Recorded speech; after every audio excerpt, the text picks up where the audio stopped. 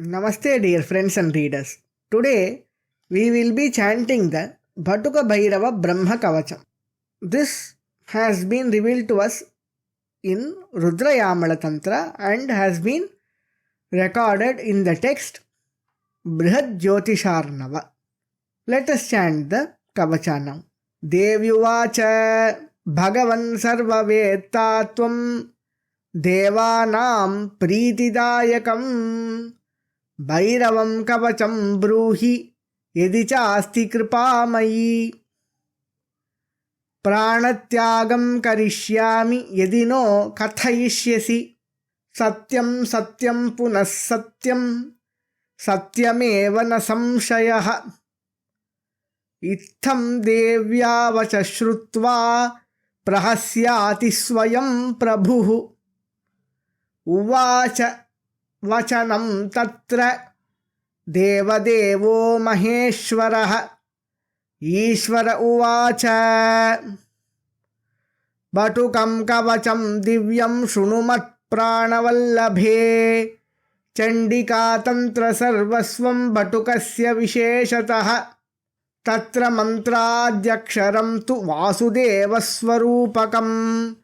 Shankavarnadvayo Brahma Batukam Chandrashekaraha Apaduddharano Devo Bhairavah Parikirtitaha Pravakshyami Samasena Chaturvarga Prasiddhaye Pranavam Kamadam Vidyal Lajja Bijam Cha Siddhidam Batukayeti Vigneyam Mahapatakanasanam Apaduddharanayeti Tvapaduddharanam Nrunam Kurudvayam Maheshani Mohane Parikirtitam Batukaya Maheshani Stambhane Parikirtitam Lajja Bijam Tatha Vidyan Muktidam Parikirtitam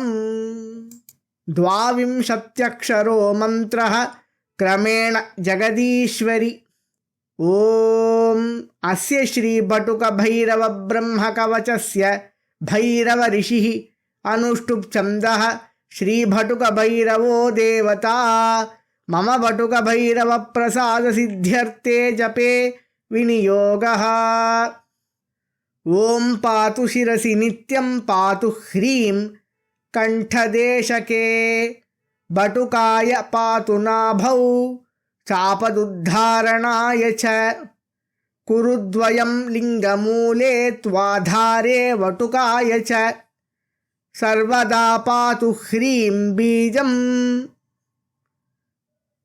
Bahvor Yugalameva cha Shadanga Sahito Devo Nityam Rakshatu Bhairavaha Om Hrim Batukaya Satatam Sarvangam Mama Sarvada Om Hrim Padau Mahakalaha Patu Virasano Hridi Om Hrim Kalashiraf Patu Kanthadeshe tu Bhairavaha Ganarat Patu Jihvayam Ashtabhis Shaktibhis Saha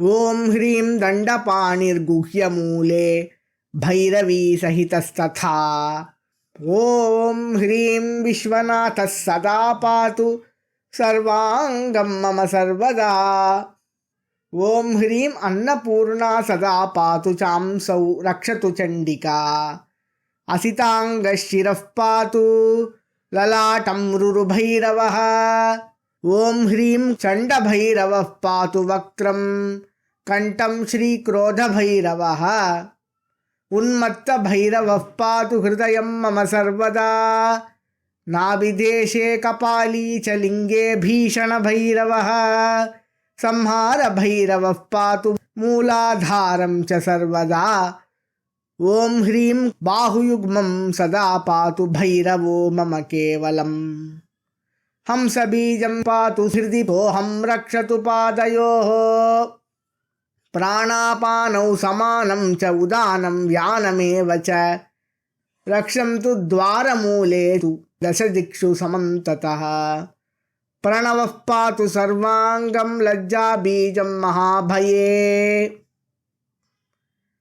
इति श्री ब्रह्मकवचं भैरवस्य प्रकीर्तितं।